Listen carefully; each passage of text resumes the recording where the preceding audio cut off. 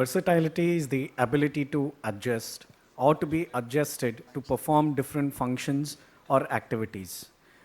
It can be an extreme of versatility like Mask, who can use a balloon as a machine gun, or KL Rahul, who is so versatile with his batting and his communication skills. My topic for today is versatility in tubular surgeries. Good morning, respected chairpersons, ladies and gentlemen. I would like to thank Dr. Ayush and Dr. Arvind for giving me this opportunity. I'll just give an overview of the procedures that can be performed using the tube. Lumbar disc herniations, be it central, paracentral, or far lateral, can be tackled effectively using the tubes, either 14, 16, or an 18 mm tube. There is adequate literature to prove the benefit, and other speakers have covered. Cervical disc, which are paracentral and soft, can be very effectively dealt using the tube by performing a cervical laminophrenotomy and discectomy. Again, it can effectively replace ACDF or ADRs. Patients presenting with neurogenic claudication, be it due to ligamental flavum hypertrophy or facet hypertrophy, we can do an over-the-top decompression using an 18 mm bevel tube with toggle mediolaterally and craniocaudally. With a single incision, 2 levels can also be done. Now, patients presenting with ossified yellow ligament can also, the yellow ligament can be effectively excised using an 18 mm tube.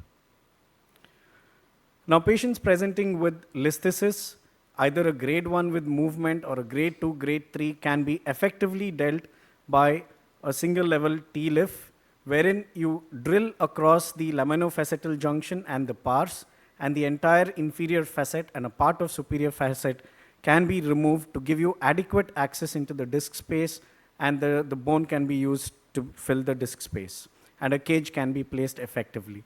Similarly, using an expandable tube, 2 or 3 level T-lifts can be performed. The other indirect decompressions that can be performed using the tube is the minimal invasive tubular O-lift procedures, tubular A-lift procedures, and of retrospect importance, the X-lift and D-lift. The newer procedures that are coming up are the MISS OLLIF, which is propagated by Dr. Hamid Abbasi. Using the above direct or indirect decompressions, we can also do scoliosis corrections with the tubes.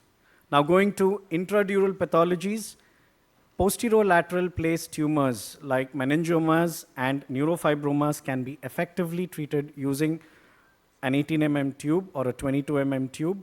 The tumors can be decompressed initially and can be removed in toto, and the dura can be primarily closed. Similarly, tethered cord can also be released or detethered using the tubes. Now, tubular retractor system is a bond with a briefcase with tubes and with loops on his eyes. He can just walk into any small hospital or a nursing home and can perform all these above procedures. Whereas endoscopic procedures requires a Sony Hayes with his expensive gadgetry and an endoscopic suit to perform the above procedures.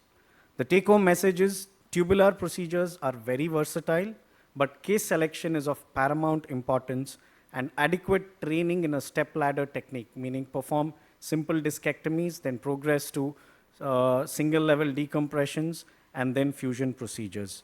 Professor Hartle has well described the MIS benefit zone in his studies, where he described the 6 T's in minimal invasive spine surgery. Thank you.